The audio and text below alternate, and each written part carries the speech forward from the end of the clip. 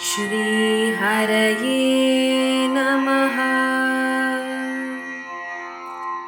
नारायण अखिल गुरो भगवन् नमस्ते। सच्चिदानंद रूपाय विश्वोत्पत्त्यादिहेतवे तापत्रय विनाशाय श्रीकृष्णाय वयं नुमः। സർവത്ര ഗോവിന്ദനാമ സങ്കീർത്തനം. ഗോവിന്ദ ഗോവിന്ദ. മനുഷ്യനായി കാണുന്ന കൃഷ്ണൻ അല്ലെ ഗോവർദ്ധന പർവ്വതത്തിനെ ഉയർത്തുകയും എല്ലാവരെയും രക്ഷിക്കുകയൊക്കെ ചെയ്തു. അമാനുഷികമായ പല കഴിവുകളും ഈ ബാലകൻ പ്രദർശിപ്പിക്കുന്നത് കണ്ടപ്പോ ഗോപന്മാർക്കൊക്കെ തോന്നി സാധാരണ നിലയ്ക്കല്ല, എന്തോ ഒരു ഈശ്വരാംശമുണ്ട്, അതെന്താണെന്ന് അറിയണം. എല്ലാവരും കൂടി നന്ദഗോപരുടെ അടുത്തേക്ക് ചെന്നു. നന്ദഗോപരുടെ അടുത്തേക്ക് ചെന്നപ്പോഴേ എന്താണ് അവര് ഓരോന്ന് അടുക്കി പറയണ ഭാഗവതത്തില് പൂതനാസംഹാരം തൊട്ടുള്ള എല്ലാ കഥകളും പറഞ്ഞു. ഇപ്പൊ ഇതാ നമ്മളെ ഗോവർദ്ധന പർവ്വതം ഉയർത്തി രക്ഷിച്ചിരിക്കുന്നു. എന്താണ് ഈ അതിശയമായിട്ടുള്ള കാര്യം? എങ്ങനെ സാധിച്ചു? കൃഷ്ണൻ ആരാണ് എന്ന് എല്ലാവരും കൂടെ നന്ദഗോപരുടെ അടുത്ത് പോയി ചോദിച്ചു. നന്ദഗോപർക്ക് എന്താ അറിയാം? ഗർഗ മഹർഷി പറഞ്ഞിട്ടുണ്ട് നാരായണ സമഹ എന്ന്. നാരായണൻ ഇവന് തുല്യനാണെന്നോ അല്ലെങ്കിൽ നാരായണന് തുല്യനാണ് ഇവനെന്നോ എങ്ങനെ വേണമെങ്കിൽ അർത്ഥം എടുക്കാം. നാരായണ തുല്യനാണ് എന്ന് ഗർഗ മഹർഷി പറഞ്ഞതായ വാക്കുകൾ, പൂർവകഥയും സ്വഭാവവും ഒക്കെ അദ്ദേഹം നന്ദഗോപർ ചുരുക്കി പറഞ്ഞു കൽപ്പിച്ചു. എന്താ പറഞ്ഞത്? മഹാവിഷ്ണുവിന്റെ അംശം തന്നെയാണ് ശ്രീകൃഷ്ണൻ.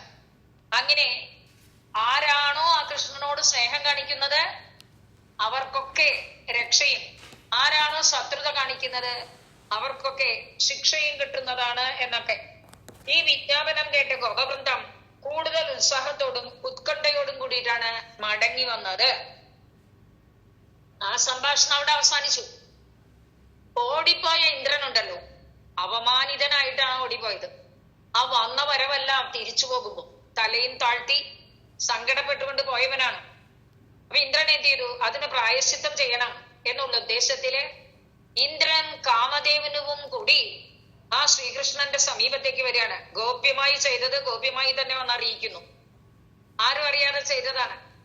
ആ ഇന്ദ്രൻ അതേപോലെ ആരും അറിയാതെ തന്നെ ഭഗവാന്റെ തൃപ്പാദങ്ങളിലേക്ക് വരികയാണ്. തെറ്റ് ഉണർത്തിച്ച് അവർക്ക് ക്ഷമയും അനുഗ്രഹവും നൽകുവാൻ വേണ്ടി തന്നെയാണ് ഭഗവാന്റെ അവതാരം. ആരൊക്കെ തെറ്റ് ചെയ്യുന്നുവോ ആ തെറ്റ് ചൂണ്ടിക്കാണിച്ച് എന്നിട്ട് എന്ത് ചെയ്യണം? അധർമ്മത്തിനെ നശിപ്പിച്ച് ധർമ്മത്തെ സംസ്ഥാപിക്കാനാണ് ഭഗവാന്റെ അവതാരം തന്നെ. അതുകൊണ്ട് തന്നെ ദേവേശനും തെറ്റ് ചെയ്തു. ആ തെറ്റു തിരുത്തേണ്ട ചുമതല തനിക്കാണ് എന്ന് ഭഗവാന് തോന്നുകയും ചെയ്തു. ഇന്ദ്രൻ എന്താണ് പറയാൻ? അജ്ഞനായ ഞാൻ, അറിവില്ലാതെ ഞാൻ ചെയ്തു പോയതാണ്. ഐശ്വര്യമതമാണ് എനിക്കിതെല്ലാം കാരണമായത്. അതുകൊണ്ട് കൃഷ്ണന്റെ മഹത്വവും പ്രഭാവവും അറിയാതെ ചെയ്തു പോയതാണ്, ക്ഷമിക്കണം എന്ന് പറഞ്ഞുകൊണ്ടാണ് നമസ്കരിക്കുന്നത്. ഉടനെ തന്നെ ഇന്ദ്രന്റെ മത്തിനെതിരെയാണ്, നിന്നോടല്ല എനിക്ക് കുഴപ്പം, തവ മതസമനായ, നിന്റെ മതത്തെ നശിപ്പിക്കാൻ വേണ്ടി മാത്രം ഞാൻ ചെയ്തതാണ്. അതുകൊണ്ട് ഞാൻ നൽകുന്ന ശിക്ഷ പോലും അനുഗ്രഹമേ ആയി തീരൂ എന്ന് ഭഗവാൻ തിരിച്ചനുഗ്രഹിക്കുകയും ചെയ്തു. വാസ്തവത്തിൽ നിരോധം എന്നാണല്ലോ ദശമത്തിലെ ലക്ഷണം. ആ നിരോധ ദൗത്യം അത് നിർവഹിക്കുന്നതാണ് കൃഷ്ണജന്മത്തിന്റെ ഉദ്ദേശമെങ്കിലും പലരോടും പലതരത്തിലാണ് നിരോധത്തെ പ്രകടിപ്പിച്ചത്. അവിടെയാണ് എത്ര ഹൃദയസ്പൃക്കായിട്ടാണ്. ആരോടും നീരസമില്ല, ആരോടും ദേഷ്യമില്ല. എന്നാൽ ആ തെറ്റ് ചൂണ്ടിക്കാട്ടുകയും വേണം. അവരെ അനുഗ്രഹിക്കണം, നിഗ്രഹിക്കുന്ന രൂപത്തില് അനുഗ്രഹിക്കണം. ഇതായിരുന്നു ഭഗവാന്റെ ലക്ഷ്യം.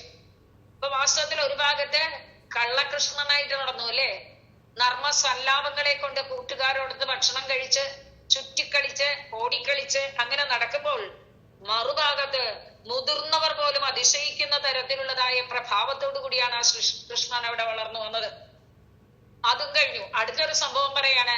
നന്ദഗോപർ ഒരു ദിവസം ഏകാദശി വ്രതം നോറ്റു കഴിഞ്ഞിട്ട് ദ്വാദശിക്ക് വളരെ നേരത്തെ ഇരുട്ട് മാറുന്നതിന് മുൻപേ, സൂര്യൻ ബ്രഹ്മമുഹൂർത്തത്തിന് മുൻപ് തന്നെ നദിയിൽ കുളിക്കാൻ ചെന്നു.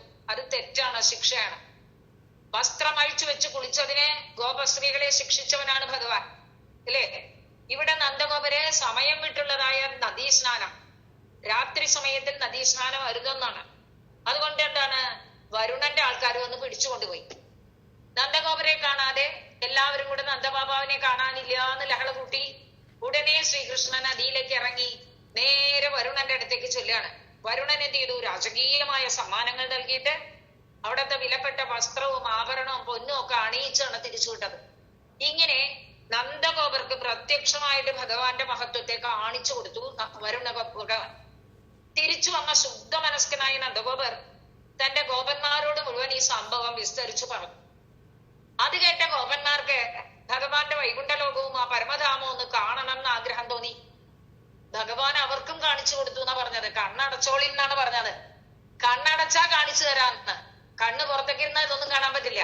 കണ്ണടച്ച് ഉള്ളിൽ ധ്യാനിച്ചാൽ നിങ്ങൾക്ക് ആർക്കും ഭഗവാനെ കാണാൻ സാധിക്കും എന്നുള്ള തത്വം അനുസരിച്ച് അവരോടൊക്കെ സ്വപ്നത്തിൽ എന്നോണം ഭഗവാൻ തന്റെ ലോകം മുഴുവൻ കാണിച്ചു കൊടുത്ത് അനുഗ്രഹിച്ചു എന്നുള്ള ഭാഗമാണ് ഈ 64-ാമത്തെ ദശകത്തിൽ വർണ്ണിച്ചിട്ടുള്ളത്. വാസ്തവത്തിലെ ശ്രീമദ് ഭാഗവതത്തിലെ ദശമസ്കന്ധത്തിലെ 26, 27, 28 അധ്യായങ്ങൾ മൂന്നും കൂടി ഒരു ദശകത്തിൽ ചുരുക്കി വർണ്ണിച്ചിരിക്കുകയാണ് ഭട്ടതിരിപ്പാട്. ഇതിലെ വൃത്തമാണ് ഉപജാതി. ഉപജാതി എന്ന് പറഞ്ഞാൽ 2 വൃത്തങ്ങൾ ഇടകലർന്നു വരുന്നത് ഉപജാതി. നമ്മളിതിലെ ഇന്ദ്രവംശയും വംശസ്ഥവും കൂടി ഇടകലർന്നു വന്നിട്ട് ഒരു ശ്ലോകം കാണിച്ചു തന്നു കഴിഞ്ഞ 2-3 ദശകത്തിന് മുൻപ്. എന്നിട്ട് പറഞ്ഞു ഇത് ഉപജാതിയാണ്. സാധാരണ ഉപജാതി ഇന്ദ്രവജ്രയും ഉപേന്ദ്രവജ്രയും കലർന്നു വരുന്നതാണ്. ഇന്ദ്രവജ്രയുടെയും ഉപേന്ദ്രവജ്രയുടെയും ലക്ഷണങ്ങൾ കലർന്ന് ഇടക്കിട്ട് വരുന്നതായ വൃത്തത്തിന് പേരാണ് ഉപജാതി. ഉപജാതി അനന്തരോദീരിത യക്ഷ്മപാജൗ പാദാവിധീയ ഉപജാതയസ്താഹ എന്നാണ്. മോളിൽ പറഞ്ഞ ഇന്ദ്രവജ്രയുടെയും ഉപേന്ദ്രവജ്രയുടെയും ലക്ഷണങ്ങൾ ഒത്തിണങ്ങി വന്നാൽ അതാണ് ഉപജാതി. ചെറിയ ശ്ലോകങ്ങളാണ്, മാത്രമല്ല നല്ല ശ്ലോകങ്ങൾ, കേൾക്കുമ്പോഴും ഇമ്പമുണ്ടാക്കുന്ന ശ്ലോകങ്ങൾ. നോക്കാം. ആദ്യത്തേതാ? ആലോക്യ ശൈലോദ്ധരണാതിരൂപം പ്രഭാവമുച്ചൈസ്തവ ഗോപലോകാഃ വിശ്വേശ്വരം ത്വാം അഭിമത്യ വിശ്വേ നന്ദം ഭവജ്ജാതകമന്വപൃച്ഛൻ. ആദ്യം തന്നെ എന്ത് ചെയ്തു? ആലോക്യ ശൈലോദ്ധരണാതിരൂപം പ്രഭാവം ഉച്ചൈഹി തവ ഗോപലോകാഃ വിശ്വേശ്വരം താം ത്വാം അഭിമത്യ വിശ്വേ നന്ദം ഭവജ്ജാതകം അന്വപൃച്ഛൻ. എന്ത് ചെയ്തു? വിശ്വേ എന്താണ്? ഈ ഗോപലോകാഃ,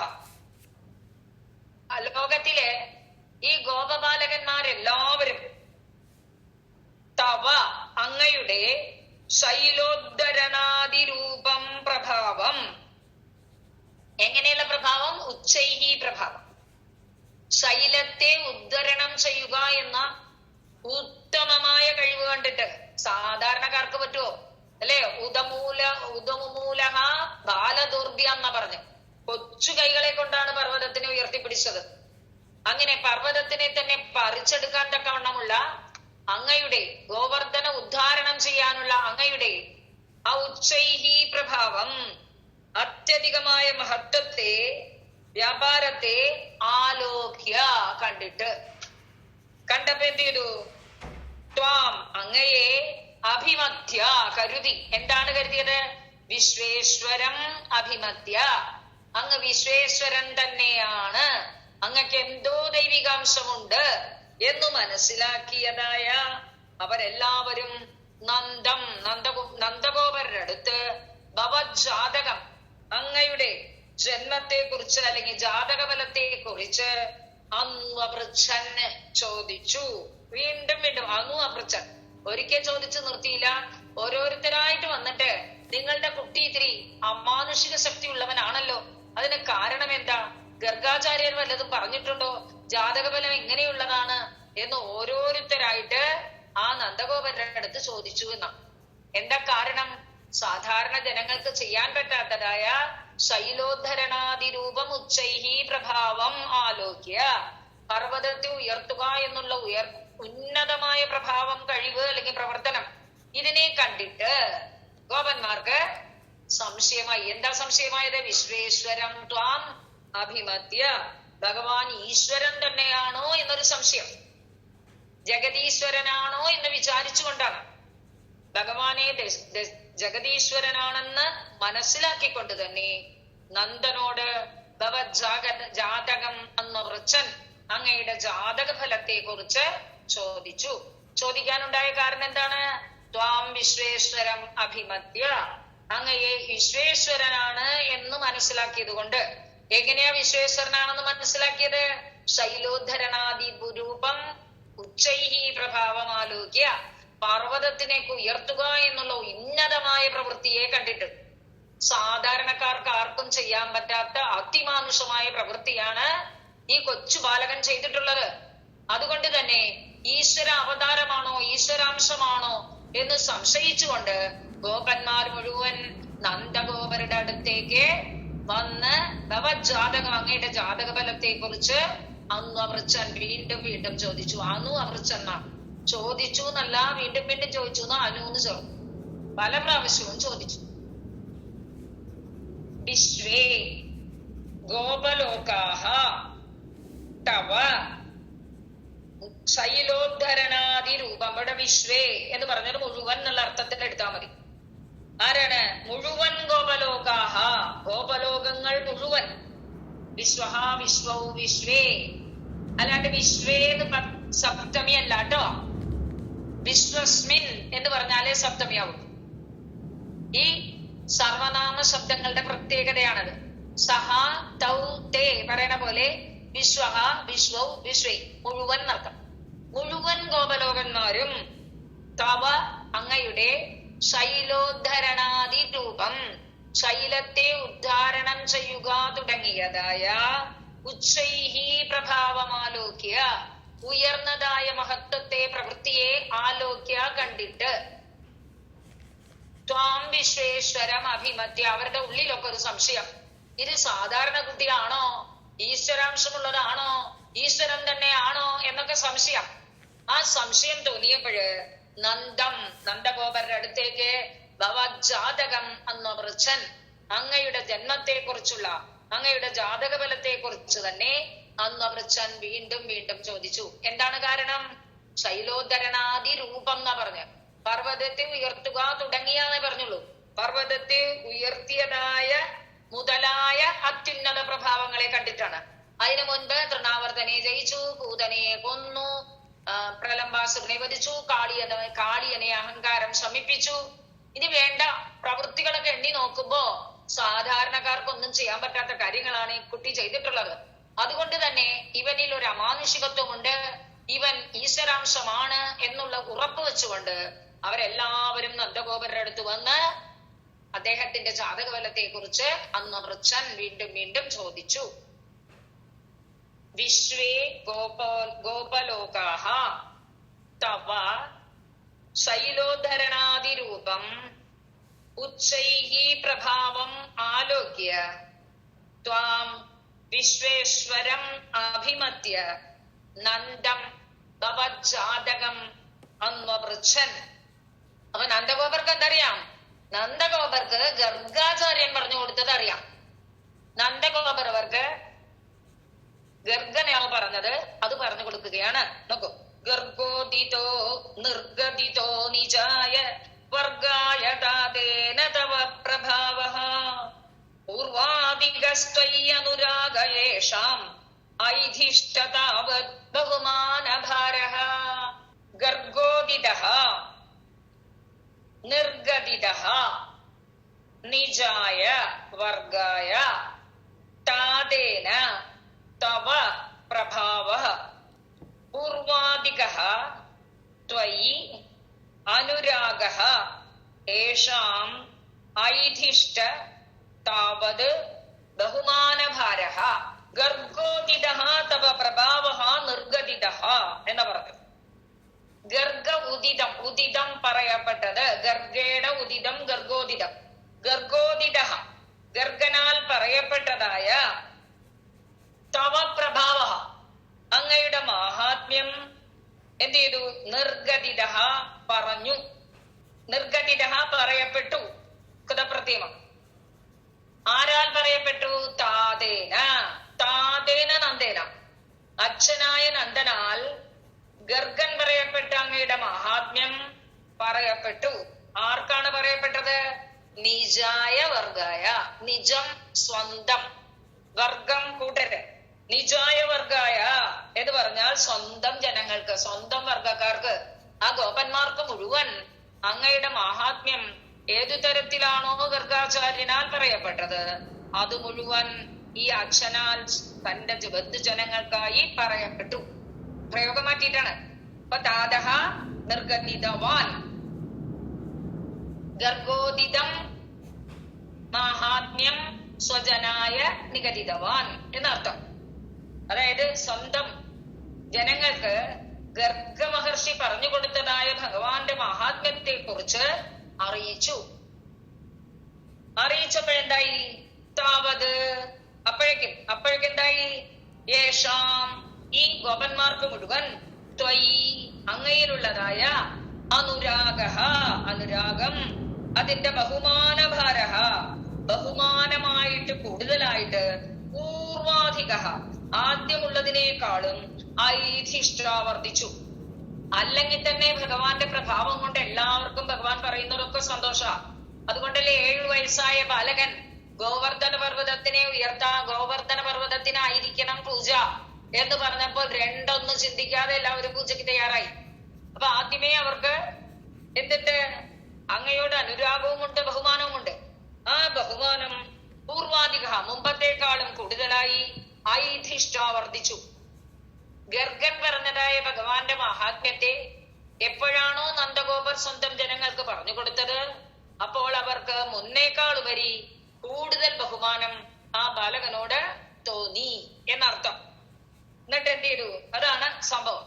താതേന അച്ഛനാൽ നിജായ വർഗായ സ്വന്തം ജനങ്ങൾക്കായിക്കൊണ്ട് ഗർഗോദിതഃ തവ പ്രഭാവഃ ഗർഗനാൽ പറയപ്പെട്ടതായ അങ്ങയുടെ മാഹാത്മ്യം നിർഗദിതഃ പറയപ്പെട്ടു. ഭാഷയിൽ പറയുമ്പോ അച്ഛൻ ഗർഗൻ പറഞ്ഞതായ അങ്ങയുടെ മാഹാത്മ്യത്തെ സ്വന്തം ജനങ്ങൾക്ക് വിവരിച്ചു കൊടുത്തു. എന്താ ഗർഗൻ പറഞ്ഞിരുന്നത്? അയം നാരായണ സമഹ, ഇവൻ നാരായണത്തിന് തുല്യമാണ്. ആരാണോ അസ്മിൻ സ്നിഹ്യതി, ഇവനോട് ആരാണോ സ്നേഹിക്കുന്നത് അവന് വേണ്ടി എന്തും ചെയ്യും. ആരാണോ ഇവനോട് ക്രോധം കാണിക്കുന്നത് അവർക്ക് വേണ്ട ശിക്ഷ നൽകും എന്നൊക്കെ പറഞ്ഞു കൊടുത്തിട്ടുണ്ട്. ആ സംഭവം മുഴുവൻ നന്ദഗോപര് സ്വന്തം ജനങ്ങളോടായി പറഞ്ഞു കൊടുത്തു. താവത് അപ്പോൾ അതും കൂടി കേട്ടപ്പോഴ് ഏഷാം ഗോപജനാനാം ഈ ഗോപജനങ്ങൾക്ക് ത്വയി അങ്ങയോടുള്ളതായ അനുരാഗ ആ സ്നേഹം ബഹുമാനഭാര ബഹുമാനത്തോടു കൂടിയതായി മാറി. ഭഗവാനോടുള്ള സ്നേഹം ബഹുമാനാദരവുകൾക്ക് വഴിമാറിക്കൊടുത്തു. ആ സ്നേഹം ബഹുമാനത്തോടു കൂടിയതായി തീർന്നു. പൂർവാധികമായി ദിഷ്ടത എന്ന് പറഞ്ഞു മുമ്പേക്കാളും കൂടുതലായി വളർന്നു വന്നു. ഭഗവാനോടുള്ള സ്നേഹം കനത്ത ബഹുമാനമായിട്ട് മാറി എന്നർത്ഥം. എന്താണ്? താതേന നിജായ വർഗായ ഗർഗോദിതഃ തവ പ്രഭാവഃ നിർഗദിതഃ താവത് യേഷാം ത്വയി അനുരാഗഃ ബഹുമാനഭാരഃ പൂർവാധികഃ ഐധിഷ്ഠ താതേന നിജായ വർഗായ ഗർഗോദിതഃ തവ പ്രഭാവഃ നിർഗദിതഃ യേഷാം അനുരാഗഃ ബഹുമാനഭാരഃ താവത് യേഷാം ത്വയി അനുരാഗഃ ബഹുമാനഭാരഃ പൂർവാധികഃ ഐധിഷ്ഠ. അപ്പോൾ അവർക്ക് മുമ്പേ ഉണ്ടായിരുന്ന സ്നേഹം ബഹുമാനമായി കലാശിച്ചു. ഇതിങ്ങനെ ഈ സംഭവം ഇവിടെ കഴിഞ്ഞു. ഇപ്പുറത്ത് എന്തുണ്ടായി? ഭഗവാന്റെ പർവ്വതത്തെ ഉദ്ധരിച്ച് ഗോകുലത്തിലെ മുഴുവൻ സംരക്ഷിച്ചു നിന്നു. തന്റെ സ്റ്റോക്ക് കഴിയുന്നത് വരെ മഴ പെയ്യിച്ചു. അവസാനം സ്റ്റോക്ക് തീർന്നപ്പോ അപമാനിതനായിട്ട് ഓടിപ്പോവുകയാണ് ഉണ്ടായത് ഇന്ദ്രദേവൻ. ആ ഇന്ദ്രൻ എന്ത് ചെയ്തു എന്നാണ് നോക്കാം. തതോവമാനോദിത തത്വബോധഃ സുരാധിരാജഃ സഹ ദിവ്യഗവ്യ ഉപേത്യ തുഷ്ടാവസനഷ്ടഗർവഃ സ്പൃഷ്ട്വാ പദബ്ജം പദം മണിമൗലിനാതേ. തദഃ അവമാനോദിത തത്വബോധഃ സുരാധിരാജഃ സഹ ദിവ്യഗവ്യ ഉപേത്യ തുഷ്ടാവ സഹ നഷ്ടഗർവഃ സ്പൃഷ്ട്വാ പദാബ്ജം മണിമൗലിനാ തേ. തദഃ അതിനുശേഷം, ഇതിനുശേഷം ഓടിപ്പോയതിനു ശേഷം അവമാനോദിതം, അവമാനം കൊണ്ട് ഉദിച്ചു ഉള്ളില്. അവമാനപ്പെട്ടപ്പോഴാണ് ഉള്ളിൽ ഉദിച്ചത്. എന്താണ് ഉദിച്ചത്? തത്വബോധ. ഉള്ളില് തത്വബോധമുണ്ടായി. താൻ ചെയ്തത് തെറ്റാണ് എന്നുള്ളത് മനസ്സിലായി. അങ്ങനെയുള്ള സഹ സുരാധിരാജ, അയാൾ ആരാ? നിസാരക്കാരനല്ല. സുരാധിരാജ, ദേവാധിരാജനാണ്. രാജ്യം ശബ്ദം സമാസത്തിൽ അകാരാന്തമായി മാറും, ഓർമ്മ വയ്ക്കണം. സുരാധിരാജ, ഈ ദേവരാജാവ് എന്തായി? നഷ്ടഗർവ, നഷ്ടപ്പെട്ട അഹങ്കാരത്തോടു കൂടിയവനായി. അതിനൊരു പ്രായശ്ചിത്തം ചെയ്യണമല്ലോ. അതുകൊണ്ട് ദിവ്യ ഗവ്യാസഹ ഉപേത്യ, ദിവ്യം ദേവലോകത്തിലുള്ളത്, ഗവ്യ പശുവിനോടൊപ്പം, സഹ ഉപേത്യ, അതായത് കാമധേനുവിനോട് കൂടിയാ വന്നത്. ദേവപശുവായ കാമധേനു, ആ ദേവധേനുവുമായിട്ട് തിരിച്ചു വന്നു, ദിവ്യധേനുവുമായിട്ട്. എന്നിട്ട് എന്ത് ചെയ്തു? മണിമൗലിന, വലിയ കിരീടമൊക്കെ വെച്ച്, പണ്ടം കിരീടമൊക്കെ വെച്ച് നടക്കുന്ന ആളാണ്. ദേവാധിരാജനാണല്ലോ, രത്നങ്ങളൊക്കെ പതിച്ച കിരീടമുണ്ട്. അങ്ങനെയുള്ള മണിമൗലിന, രത്ന കിരീടം കൊണ്ട്, തേ പദാബ്ജം, അങ്ങയുടെ പാദാരവിന്ദത്തിനെ, പാദമേവ അബ്ജം പാദാബ്ജം, കാലു തന്നെയാണ് താമര. ആ താമരയില് സ്പൃഷ്ട്വാ, സ്പർശിച്ചുകൊണ്ട്, കാരണം തല കാലിൽ തൊട്ട്, തുഷ്ടാവ, സ്തുതിച്ചു. വന്ന് ദണ്ഡ നമസ്കാരം ചെയ്തിട്ടാണ് സ്തുതി. എങ്ങനെയാണ്, എന്തുകൊണ്ടാണ് വന്നത്? തത്വബോധമായി, ഉദിത തത്വബോധൻ, തത്വബോധം ഉദിച്ചവനായി. തത്വബോധം ഉദിക്കാൻ എന്ത് വേണ്ടി വന്നു? ഇവിടെ അവമാനപ്പെടേണ്ടി വന്നു. അവമാനോദിത തത്വബോധ, അവമാനം കൊണ്ട് ഉദിച്ച തത്വബോധത്തോടു കൂടിയവനായി. തത്വബോധം ഉയർച്ചപ്പോ എന്തായി? നഷ്ടഗർവ, ഗർവം നശിച്ചു. നഷ്ടഗർവമായി തീർന്ന് സുരാധിരാജ, ആ ദേവരാജാവ് ദിവ്യധേനുവിനോടൊപ്പം, കാമധേനുവിനോടൊപ്പം, ഉപേത്യ, വന്നു ചേർന്നു, അടുത്തേക്ക് എത്തി. എന്നിട്ട് മണിമൗലിന, രത്നം പതിച്ച തന്റെ കിരീടങ്ങളെ കൊണ്ട്, തേ പദാബ്ജം സൃഷ്ട, ഹേ ഗുരുവായൂരപ്പ, അങ്ങയുടെ പദാരവിന്ദത്തെ സ്പർശിച്ചുകൊണ്ട്, തുഷ്ടാവ, സ്തുതിച്ചു. സ്തൗതി എന്നുള്ളതിന്റെ ലിട്ട് ലകാരമാണ് തുഷ്ടാവ. ബഭൂവ ബഭൂവ തുഹു ബഭൂവുഹു പോലെ തുഷ്ടാവ, തുഷ്ടുവ തുഹു, തുഷ്ടൂഹു എന്ന്. ഇവിടെ തുഷ്ടാവ, സ്തുതിച്ചു. എന്തൊക്കെയാണ് നമുക്ക്? തതഃ അവമാനോദിത തത്വബോധഃ സഹ സുരാധിരാജഃ നഷ്ടഗർവ ദിവ്യഗവ്യാസഃ ഉപേത്യ മണിമൗലിന തേ പദാബ്ജം സ്പൃഷ്ട്വാ തുഷ്ടാവ. അനന്തരം അവമാനം കൊണ്ട് തത്വബോധം തെളിഞ്ഞവനായ, തത്വബോധം ഉണ്ടായി തീർന്നവനായ ആ ദേവാധിരാജൻ അഹങ്കാരം ശമിച്ച് കാമധേനുവിനോടുകൂടി സമീപിച്ച് തന്റെ രത്നകിരീടങ്ങളാൽ ഭഗവാന്റെ, ഗുരുവായൂരപ്പ അങ്ങയുടെ പാദാബ്ജത്തെ, പാദാരവിന്ദത്തെ സ്പർശിച്ചുകൊണ്ട് തുഷ്ടാവ, അതായത് നമസ്കരിച്ചുകൊണ്ട് സ്തുതിച്ചു എന്നർത്ഥം. തതഃ അവമാനോദിത തത്വബോധഃ സഹ സുരാധിരാജഃ നഷ്ടഗർവഃ ദിവ്യഗവ്യാസഃ ഉപേത്യ മണിമൗലിന തേ പദാബ്ജം സ്പൃഷ്ട്വാ തുഷ്ടാവ. അങ്ങനെ സ്തുതിച്ചു എന്ന് മാത്രമല്ല, ഭഗവാന് ഒരു പുതിയ നാമം കൊടുത്ത് ആ ഗോകുലത്തിൽ തന്നെ ഗോവിന്ദൻ എന്ന നാമം കൊടുത്ത് പട്ടാഭിഷേകം ചെയ്തു. ഗോവിന്ദ പട്ടാഭിഷേകം. കാരണം ഒരു കാര്യം ശ്രദ്ധിക്കണം, സാധാരണ രാജ്യ പട്ടാഭിഷേകമാണ് ഉണ്ടാകേണ്ടത്. പക്ഷെ രാജാവല്ല ശ്രീകൃഷ്ണൻ, ഒരിക്കലും രാജാവായില്ല. തനിക്കില്ല കംസനെ ജയിച്ചു കിട്ടിയ രാജ്യം പോലും ഉഗ്രസേനന്റെ മുമ്പിൽ അടിയറോ വെച്ചു. താൻ രാജാവായില്ല. ഭഗവാൻ ഒരു പട്ടാഭിഷേകം നടത്തണ്ടേ? നിസ്സാരക്കാരല്ല പട്ടാഭിഷേകം നടത്തിയത്, ദേവേന്ദ്രനും കാമധേനുവുമാണ്. അവിടെ ഗോകുലത്തിലെ ഗോവിന്ദനായിട്ട് അഭിഷേകം ചെയ്യപ്പെട്ടു. അതാണ് ഗോവിന്ദനാമത്തിന് ഇത്രയും മഹിത്വം. ഗോവിന്ദൻ എന്ന് പറഞ്ഞാൽ ഗോക്കളെ മുഴുവൻ രക്ഷിക്കുന്നവൻ എന്നൊരർത്ഥം. ഗോക്കൾ എന്ന് പറഞ്ഞാൽ ഇന്ദ്രിയങ്ങൾ എന്നർത്ഥം. ഇന്ദ്രിയങ്ങൾക്ക് അപ്പുറത്തായി ഇന്ദ്രിയങ്ങളെ മുഴുവൻ തന്നിലേക്ക് ഉയർത്തുന്നവൻ എന്നുള്ള അർത്ഥത്തിലും ഗോവിന്ദൻ എന്ന പദമുണ്ട്. അതുകൊണ്ട് ഗോവിന്ദ നാമത്തിന് മഹത്വം. ഗോവിന്ദ ഗോവിന്ദ എന്ന് എത്ര പറയുന്നുവോ അത്രയും മഹത്വമാണ്.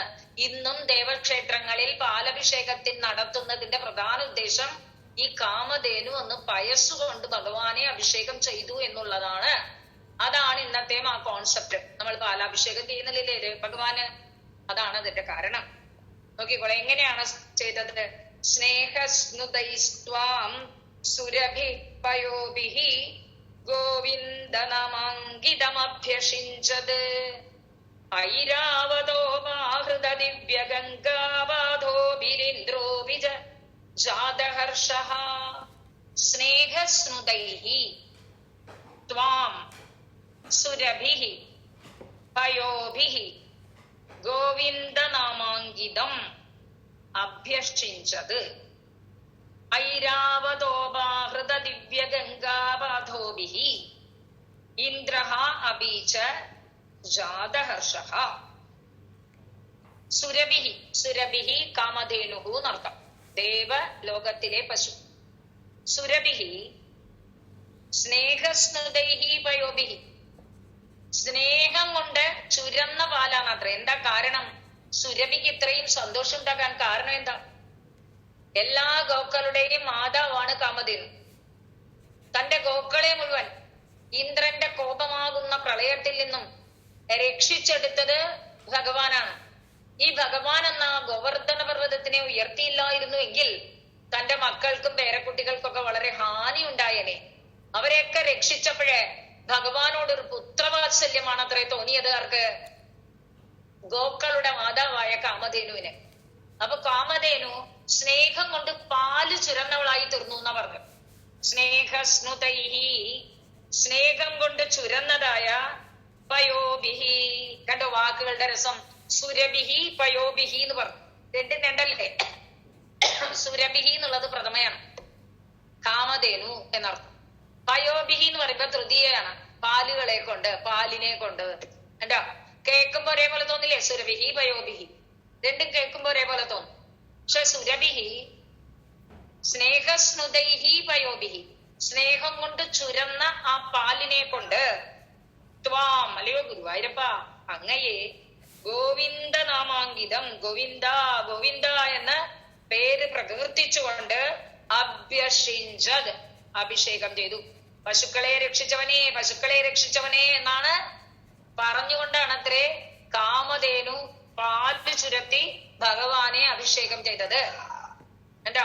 സുരഭിഹി സ്നേഹസ്നുതൈഹി പയോഭിഹി ത്വാം ഗോവിന്ദ നാമാങ്കിതം അഭ്യഷിഞ്ചത്. എന്നിട്ട് ഇന്ദ്രനും എന്ത് ചെയ്തു? അപ്പോഴേക്കും നഷ്ടഗർവനായി അല്ലേ?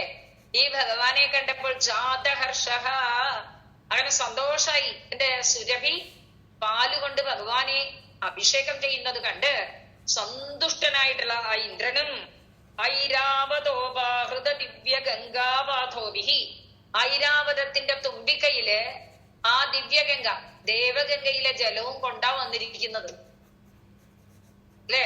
അങ്ങനെ ഐരാവതത്താൽ ഉപകൃതമായ രണ്ടു തരത്തിൽ കൊണ്ടുവരാം. തുമ്പിയിൽ എടുത്തു കൊണ്ടുവന്ന വെള്ളം ആകാം, തുമ്പിയിൽ ചുറ്റിപ്പിടിച്ച കലശത്തിൽ കൊണ്ടുവന്ന വെള്ളം നിന്നുമാകാം.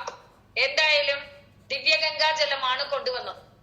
അപ്പൊ ഐരാവതത്താൽ കൊണ്ടുവരപ്പെട്ട ആ ദിവ്യഗംഗാജലത്തെ കൊണ്ട്, ആകാശഗംഗാജലത്തെ കൊണ്ട് അഭ്യഷിച്ചതെന്ന് രണ്ടാമത് പറഞ്ഞില്ല. നമുക്ക് അർത്ഥമെടുക്കണം. അഭ്യഷിച്ച, അഭിഷേകം ചെയ്തു. ഇന്ദ്രനും സന്തോഷത്തോടു കൂടി ഐരാവതം കൊണ്ടുവന്നതായ ആ ഗംഗാജലത്തിനാൽ ഭഗവാനെ അഭിഷേകം ചെയ്തു. പാലഭിഷേകം കഴിഞ്ഞാൽ പിന്നെ ഒരു ജലാഭിഷേകം പതുണ്ടല്ലോ, അത് തന്നെ ഇവിടെ സംഭവിച്ചു. ആദ്യം പാലുകൊണ്ട് ഭഗവാനെ ഗോവിന്ദ ഗോവിന്ദ ഗോവിന്ദ എന്ന് നാമോച്ചാരണം ചെയ്തുകൊണ്ടാണ് അഭിഷേകം ചെയ്തത്.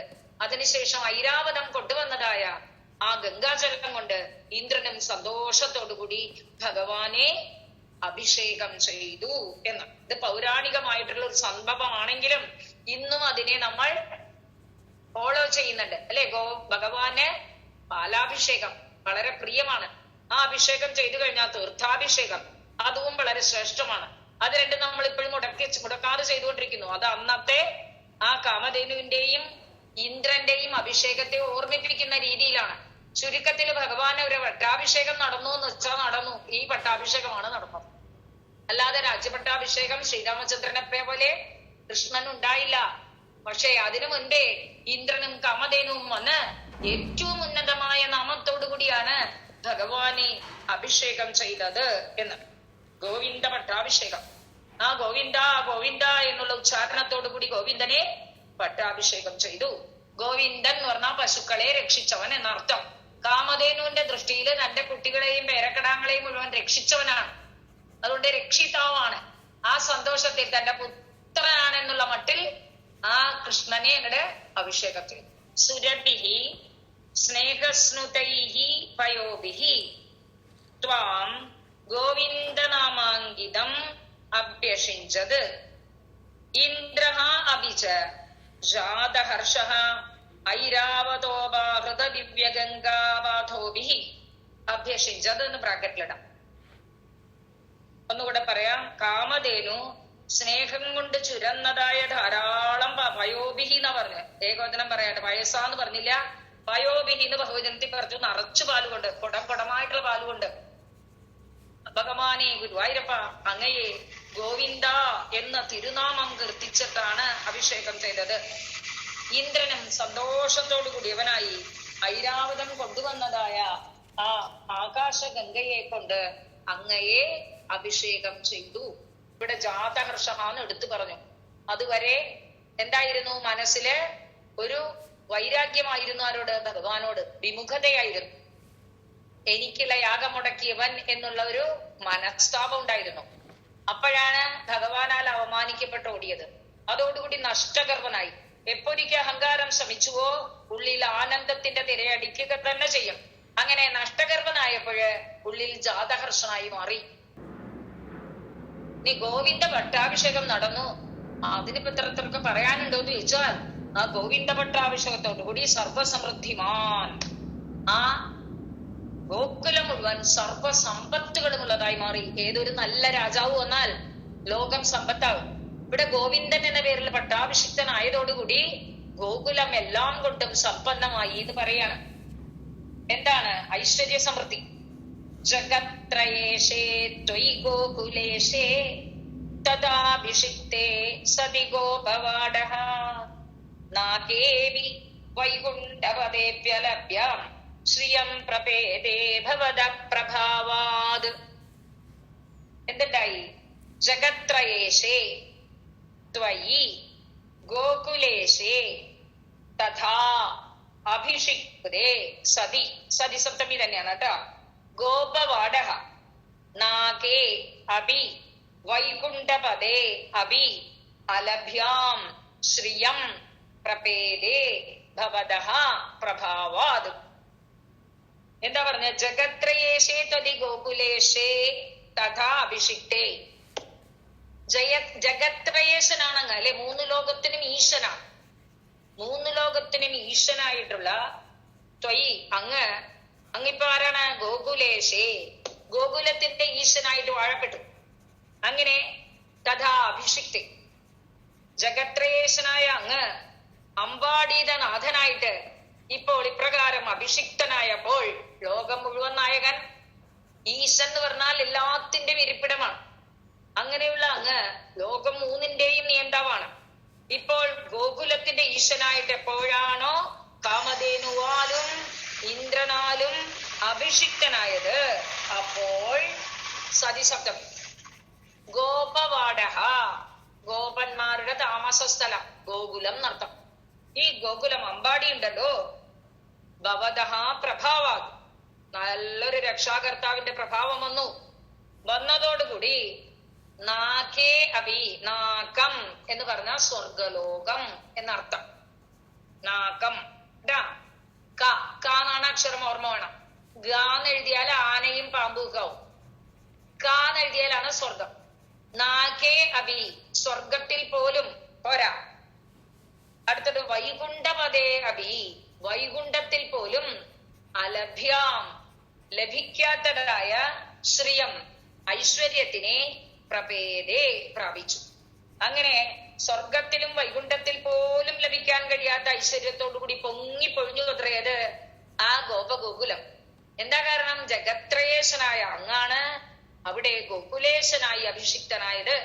അങ്ങ് ഗോകുലേശനായി അഭിഷിക്തനായ ഉടനെ തന്നെ ഗോകുലം സർവസമൃദ്ധിമാൻ, ഭഗവാന്റെ ജനനം കൊണ്ട് തന്നെ അല്ലേ, ജയതി ജയതി തേ ജന്മന വ്രജഃ, ജന്മന അഭി വ്രജഃ ജയതി.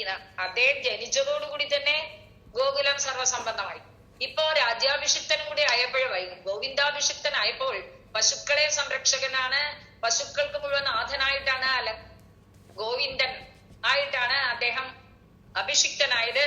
ഗോക്കളാണല്ലോ കൃഷി വ്യവസായം കുസീതം എന്നുള്ളതായ വൈശ്യവൃത്തിയെ അനുവദിച്ചു പോരുന്നതായ ആ ഗോപന്മാർക്ക് പശുക്കളാണ് ധർമ്മധനം. അതാകെ ചെഴിച്ച് ധാരാളം പാല് കൊടുക്കുന്ന നല്ല സമ്പന്നമായ ആരോഗ്യമുള്ള പശുക്കൾ മാത്രം നിറഞ്ഞ, പശുക്കൾക്കുള്ള പുല്ലും വെള്ളവും ഇഷ്ടം പോലെ കിട്ടുന്ന ഒരു പ്രദേശമായി മാറി. അതുകൊണ്ട് തന്നെ അത് സർവസമൃദ്ധിമാൻ, എല്ലാം കൊണ്ടും സമൃദ്ധിയുള്ളതായി തീർന്നു എന്ന് പറയുകയാണ്. ജഗത്രയേശേ ത്വയി ഗോകുലേശേ തഥാ അഭിഷിക്തേ സതി, അതങ്ങനെ തന്നെ.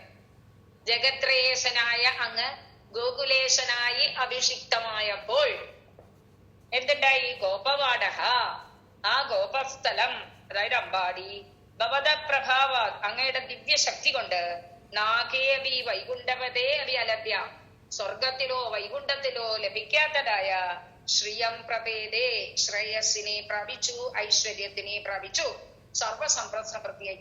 നല്ലൊരു രാജാവാണ് രാജ്യം ഭരിക്കുന്നത് എങ്കിൽ നമുക്ക് പഞ്ചമസ്കന്ധത്തിലെ ഭരതരാജാവിനെ രാജ്യമാക്കിയപ്പോഴ് ഋഷഭയോഗീശ്വരൻ തന്റെ മൂത്ത പുത്രനായ ഭരതനെയാണ് രാജ്യഭാരം ഏൽപ്പിച്ചത്. രാജ്യത്തിൽ എങ്ങനെയത്ര അകൃഷ്ടവച്യാസ്യാഹാമാണ്, കൃഷിയൊന്നും വെക്കുക വേണ്ടാത്രേ, വിത്ത് വിതയ്ക്കുക വേണ്ടാന്ന്, സമയമാകുമ്പോ എല്ലാം ഉണ്ടായിക്കോളുന്നു. അകൃഷ്ടപക്ഷ്യമായിരുന്നു. അതാണ് നല്ലൊരു രാജാവിന്റെ മെടുക്ക്. വേനരാജാവ് വന്നപ്പോഴോ അതേ പഞ്ചമത്തിൽ തന്നെയാണ് വേനരാജാവിനെ പറയുന്നത് അല്ലെ. വേനരാജാവിനെ 4ാമത്തെ സ്കന്ധത്തിൽ പറയണം. വേനരാജാവ് വന്നപ്പോ സർവവും ഭൂമി അങ്ങോട്ട് അടക്കി പിടിച്ചു, ഒന്നും പുറത്തേക്ക് കൊടുത്തില്ല. നല്ല രാജാവുമ്പോ സ്വയം ഉണ്ടാകുമെന്ന്. അതുപോലെ ഇവിടെ ഗോവിന്ദൻ എന്ന അഭിഷിക്തനായ ഉടനെ തന്നെ ആ ഗോപവാടി ആകെ സമ്പസമൃദ്ധമായി മാറി. അതിൽ ആശ്ചര്യമില്ല, കാരണം ഭഗവാനാണ് അവിടുത്തെ ഗോകുലേശനായി വാഴ്ത്തപ്പെട്ടത് എന്ന്.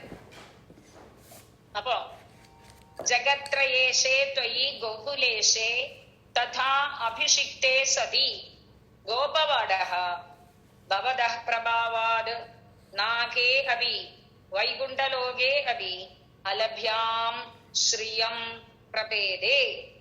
3 ലോകത്തിന്റെയും നാഥനായ ഹേ ഗുരുവായൂരപ്പ, അങ്ങിപ്രകാരം ഗോകുലേശനായി പട്ടാഭിഷിക്തനായപ്പോൾ ആ അമ്പാടി അങ്ങയുടെ ദിവ്യശക്തിയാൽ സ്വർഗത്തിലും വൈകുണ്ഠത്തിലും പോലും ലഭിക്കാത്തതായ ഐശ്വര്യം കൊണ്ട് സമ്പന്നമായി.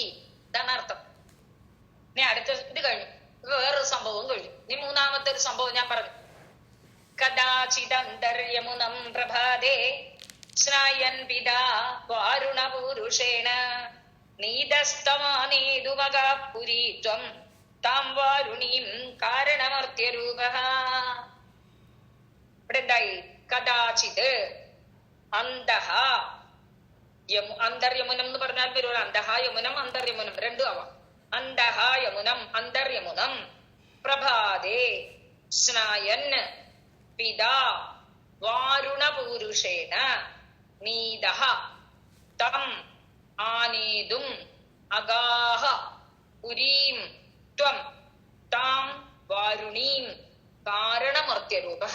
ഇതാണ് പദങ്ങൾ. എന്തുണ്ടായി? കദാചിത് ഒരിക്കൽ എന്ത് ചെയ്തു? അന്തർയമുനം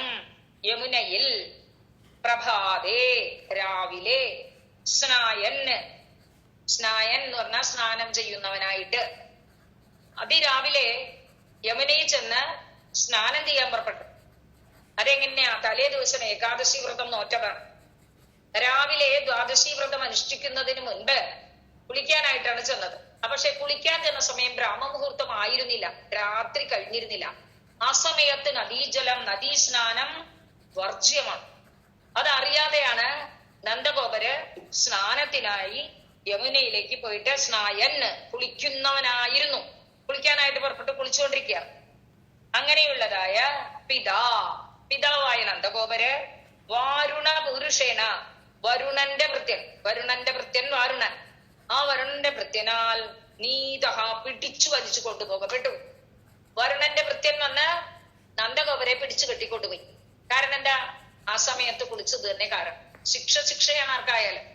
ഭഗവാൻ ക്ഷീരഗ്രഹണ സമയത്ത് പറഞ്ഞു, നിങ്ങൾ വിവസ്ത്രാഹ ജലേ ആപ്ലുതാഹ, വസ്ത്രമില്ലാതെ വെള്ളത്തിൽ മുങ്ങി കുളിച്ചു, അത് ശിക്ഷാർഹമാണ്. ആ ശിക്ഷ തീരണമെങ്കിൽ, അതിനുള്ള പ്രായശ്ചിത്തി തീരണമെങ്കിൽ നിങ്ങൾ ഇവിടെ മേൽപോട്ട് വന്ന് കൈകൾ രണ്ടും ഉയർത്തിപ്പിടിച്ച് എന്നോട് വസ്ത്രങ്ങൾ ചോദിക്കുക എന്നാണ് പറഞ്ഞത്. അവരോട്, ആ ഗോപശ്രീകളോട്. അവരത് അനുഷ്ഠിച്ചു. അങ്ങനെ അവരുടെ അതിന് പരിഹാരം നടത്തി. ഇവിടെ ഈ സമയമല്ലാത്ത സമയത്ത് യമുനയിൽ കുളിക്കാൻ പോയപ്പോഴ് വരുണന്റെ പുരുഷന്മാർ വന്ന് പിടിച്ചു കെട്ടിക്കൊണ്ടുപോയി നന്ദഗോപരെ. ആ സമയത്ത് കാരണം മർത്യരൂപ, കാരണത്തിന് വേണ്ടിയിട്ടാ മനുഷ്യനായിട്ട് അവതരിച്ചിരിക്കുന്നത്. എന്ത് കാരണത്തിന്? യഥാ യഥാ ഹി ധർമ്മസ്യ ഗ്ലാനിർഭവതി ഭാരത അഭ്യുത്ഥാനം അധർമ്മസ്യ തഥാ ആത്മാനം സുജാമ്യ. അല്ലെ? മാത്രമല്ല പിന്നെ എന്തിനു വേണം? പരിത്രാണായ സാധൂനാം വിനാശായ ച ദുഷ്കൃതം. ദുഷ്ടന്മാരെ ശിക്ഷിക്കുക, സജ്ജനങ്ങളെ സംരക്ഷിക്കുക. ഇതാണ് ഭഗവാന്റെ അവതാര കാരണം. അതുകൊണ്ട് കാരണമർത്യരൂപ, കാരണമായിട്ടാണ് മനുഷ്യരൂപം ധരിച്ചിരിക്കുന്നത്. അങ്ങനെയുള്ളതായ അങ്ങ് ഹേ ഗുരുവായൂരപ്പ തമാനേതും, ആ നന്ദഗോപരെ കൊണ്ടുവരുവാനായി താം വാരുണീം, വരുണന്റെ രാജധാനിയിലേക്ക്, വാരുണീം പുരീം, വരുണന്റേതായ പട്ടണത്തിലേക്ക് അഗാഹ പോയി. അഗാദ്, അഗാദാം, അഗുഹു, അഗാഹ എന്ന ഈണ് ധാതുവിന്റെ ലുങ് ലകാരം. ലുങ് നിങ്ങളെ പഠിപ്പിച്ചിട്ടില്ല, ഓർമ്മ വെച്ചോ. ലുങ് ലകാരത്തിന്റെ മധ്യമപുരുഷൻ. അങ്ങ് പോയി. എവിടേക്ക് പോയി? വാരുണീം പുരീം, വരുണന്റെ രാജധാനിയിലേക്കാണ് പോയത്. എന്തിനാ പോയത്? തമാനീതും, ആ പിതാവിനെ കൊണ്ടുവരുവാൻ. ആ പിതാവിന് എന്താ സംഭവിച്ചത്? അല്ലെ? സ്നാദുംഗദാൻ സ്നായന് വാരുണ പുരുഷേണ നീതഹ, വരുണപുരുഷൻ വന്ന് കെട്ടിക്കൊണ്ടുപോയി. അപ്പോൾ അവനെ കൂട്ടിക്കൊണ്ടുവരുവാനായിട്ട് അങ്ങ് പുറപ്പെട്ടു. അങ്ങ് ആരാ? കാരണമർത്യരൂപ, കാരണത്തിന് വേണ്ടി രൂപം ധരിച്ചവനാ. ശിഷ്ടജന രക്ഷണം, ദുഷ്ടപരിപാലനം, അതുപോലെ ദുഷ്ടതയെ കണ്ടാൽ ഇല്ലാതാക്കുക, ശിഷ്ടതയെ കണ്ടാൽ വളർത്തി വരിക, ധർമ്മത്തെ ജനങ്ങൾക്ക് പറഞ്ഞു കൊടുക്കുക, ധർമ്മത്തെ സംരക്ഷിക്കുക, ഇതിനു വേണ്ടി മാത്രം അവതരിച്ചതായ അങ്ങ് എന്ത് ചെയ്തു? അച്ഛനെ കൂട്ടിക്കൊണ്ടുവരാനായി വരുണന്റെ രാജധാനിയിലേക്ക് മാർച്ച് ചെയ്തു എന്ന് പറയാണ്. വരുണന്റെ രാജധാനിയിലേക്കാണ് പോയത്. അപ്പൊ അതെങ്ങനെ വന്നു നോക്കൂ അന്മയം. കഥാചിത് പ്രഭാതേ അന്തര്യമുനം സ്നായൻ പിതാ വാരുണപുരുഷേണ നീതഃ കാരണമർത്യരൂപഃ ത്വം തം ആനേതും താം വാരുണീം പുരീം അഗാഹ. ഒരിക്കൽ രാവിലെ യമുനയിൽ സ്നാനം ചെയ്യുന്ന ഹേ ഗുരുവായൂരപ്പ, അങ്ങയുടെ പിതാവ് വരുണന്റെ ഭൃത്യനാൽ കൊണ്ടുപോകപ്പെട്ടു. ആ സമയത്ത് ശിഷ്ടരക്ഷണത്തിന് വേണ്ടി അവതരിച്ചിരിക്കുന്ന ഭഗവാൻ അദ്ദേഹത്തെ തിരിച്ചു കൊണ്ടുവരുവാൻ വേണ്ടി വരുണന്റെ രാജധാനിയിലേക്ക് പോയി. ഭഗവാൻ വേഗം വെള്ളത്തിൽ ഇറങ്ങി വരുണന്റെ കൊട്ടാരത്തിലേക്ക് പോവുകയാണ്. അവിടേക്കാണ് പോയത്. അന്വയം ഒരിക്കൽ കൂടെ. കഥാചിത് പ്രഭാതേ അന്തര്യമുനം സ്നായൻ പിതാ വാരുണപുരുഷേണ നീതഃ. പിതാ വാരുണപുരുഷേണ നീതഃ പിതരം വാരുണപുരുഷഃ നീതവാൻ. കാരണമൃത്യരൂപഹാത്വം, കാരണമൃത്യരൂപനായ അങ്ങ് തമാനീതും, ആ അച്ഛനെ കൂട്ടിക്കൊണ്ടുവരുവാനായി വാരുണീം പുരീം താം, ആ വാരുണീപുരിക്ക്, ആ രാജധാനിയിലേക്ക് അഗാഹ പോയി. പക്ഷേ ഭഗവാനെ കണ്ടതോടുകൂടി പരിഭ്രമായി വരുമെന്ന് ദിക്പാലകന്മാരാണ് അല്ലെ. ലോകേശനായ വൈകുണ്ഠേശനായ മുക്തിപ്രഭുവായ ഭഗവാനാണ് വരുന്നത്. ആ വരുന്നത് കണ്ടപ്പോ എന്ത് ചെയ്തു? വേഗം തന്നെ പരിഭ്രമവശാൽ സ്വീകരിച്ച് പാദസംവഹനാദിവിഹി പാദപ്രക്ഷാളനാദിവിഹി അർഹണാദിവിഹി പലതരത്തിലുള്ള പൂജകളെ കൊണ്ട് സൽക്കരിച്ചപ്പോഴെന്ത് ചെയ്തു? വരുണൻ അച്ഛനെ എന്നിട്ട് ബഹുമാനത്തോടു കൂടിയാണ് അച്ഛനെ കയ്യിൽ ഏൽപ്പിച്ചു കൊടുത്തത്. ശിക്ഷയ്ക്ക് വേണ്ടി കൂട്ടിക്കൊണ്ടുപോയതായ അച്ഛനെ ബഹുമാനത്തോടു കൂടി തിരിച്ചയച്ചു. ആ തിരിച്ചയച്ച അച്ഛനെയും കൊണ്ട് ഗോകുലത്തിലേക്ക് തിരിച്ചു വന്നത്രേ ഭഗവാൻ. അച്ഛനൊരു ശുദ്ധഗതി വന്ന സംഭവം മുഴുവൻ ഗോപന്മാരെ അറിയിക്കുകയും ചെയ്തു. ഇതാണ് ഉണ്ടായത്. നോക്കിക്കോളൂ. സസംഭ്രമം തേന ജലാധിപേന പ്രപൂജിതസ്ത്വം പ്രതിഗൃഹ്യതാദം ഉപാഗതസ്തക്ഷണമാത്മഗേഹം പിതാവദത്തച്ചരിതം നിജേഭ്യഃ. സസംഭ്രമം തേന ജലാധിപേന പ്രപൂജിതഃ ത്വം പ്രതിഗൃഹ്യ താതം ഉപാഗതഃ തക്ഷണം ആത്മഗേഹം പിതാ അവദത് തത് ചരിതം നിജേഭ്യഃ. എന്തായി? സസംഭ്രമം, പരിഭ്രമത്തോടുകൂടി, ജലാധിപേന തേന, ആ ജലരാജാവായ വരുണനാൽ, ത്വം പ്രപൂജിതഃ, അങ്ങ് വേണ്ട വിധത്തിൽ പൂജിക്കപ്പെട്ടു. അപ്പൊ എന്ത് ചെയ്തു? താതം, അച്ഛനെ പ്രതിഗൃഹ്യ, തിരിച്ചു സ്വീകരിച്ചുകൊണ്ട് ബഹുമാനത്തോടുകൂടി അച്ഛനെ തിരിച്ചേൽപ്പിച്ചു. ആ അച്ഛനെയും സ്വീകരിച്ച് തൽക്ഷണം, ആ നിമിഷം തന്നെ ആത്മഗേഹമുപാഗത, സ്വന്തം ഗൃഹത്തിലേക്ക് തിരിച്ചു വന്നു. പിതാ, അച്ഛനാകട്ടെ, തത് ചരിതം, ആ സംഭവം മുഴുവൻ, നിജേഭ്യ, സ്വന്തം ജനങ്ങളോട് അവദത്, പറഞ്ഞു. 2-3 കാര്യങ്ങളാ. അവിടെ ചെന്നപ്പോഴേ വരുണൻ ബഹുമാനത്തോടു കൂടി അങ്ങയെ സൽക്കരിച്ചു. അതിനുശേഷം ബഹുമാനത്തോടെ അച്ഛനെ നിങ്ങളുടെ കയ്യിൽ തിരിച്ചേൽപ്പിച്ചു. അവരെയും കൂട്ടിക്കൊണ്ടുവന്നതായി അങ്ങ് സ്വന്തം ഗൃഹത്തിലെത്തി. അച്ഛനാകട്ടെ നടന്ന സംഭവം മുഴുവൻ സ്വന്തം ആൾക്കാരോട് പറഞ്ഞു.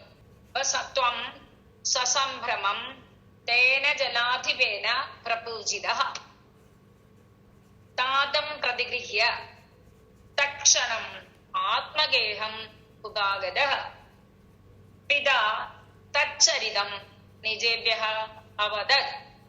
പ്രപൂജിതഃ ത്വം താതം പ്രതിഗൃഹ്യ ഉപാഗതഃ, പൂജിക്കപ്പെട്ടതായി അങ്ങ് അച്ഛനെയും കൂട്ടി തിരിച്ചു വന്നു എന്നാണമേ.